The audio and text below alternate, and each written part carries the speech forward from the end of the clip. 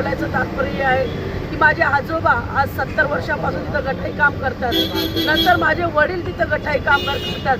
92ला माझे वडील वारले तेव्हा चाकू छुरी चालायची तिथे चेंबूरमध्ये. वयाच्या 14 वर्षापासून मी तिथे चप्पल शिवते, लोकांची गुवातली घाणीतली चप्पल शिवते. माझा काय गुन्हा आहे? मला नोटीस न देता काय न देता माझी दुकान तोडली. मग साधं लेकराच्या हातातून 10 रुपयाची वस्तू असली तर लेकरू अडवतं. माझा एवढाच गुन्हा झाला की माझे दुकान तोडत होते म्हणून ती रडत उभा राहत राहिली. त्याच्या पाया पडत होती की माझे दुकान नका तोडू. तरी त्यांनी माझ्यावर अत्याचार केला, दुकान तोडली. मला कुत्र्यासारखं लोळवलं, कुत्र्यासारखं तू हे केलं.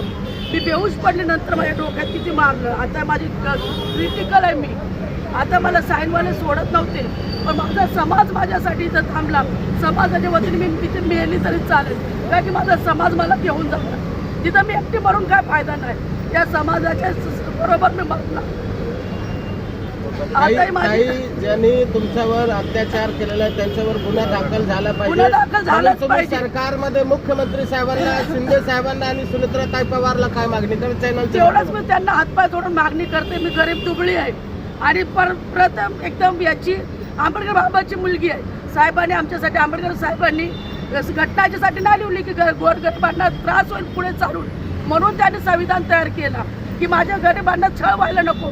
ते ब्रिटिश काळ होतं, त्याच्यामध्ये या लोकांनी केलं. आणि आज बाबासाहेबांचं सगळं काही असून त्या लोकांनी आजही हे चालू आहे. ब्रिटिश काळमध्ये तर चालूच होतं गोरगरिबांना अत्याचार, पण आज कुठलाही रात्र दिवसचा डोळ्यात त्यांचं हे चालू अत्याचार. एक गुन्हा दाखल त्याच्यावर झालंच पाहिजे. रोडावर रस्त्यावर बसलेला काय करायला पाहिजे?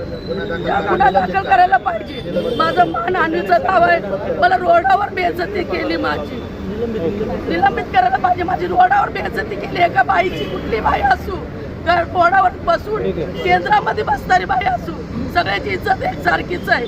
कुणाची वाटलेली नाहीये. ती पण, मी पण माझ्या आईच्या रुद्रातून आली, ती पण तिच्या आईच्या रुद्रातून आली. एका बाईची बेइज्जती सगळ्या महिलांची बेइज्जती आहे. या शंकर भोसलेवर गुन्हा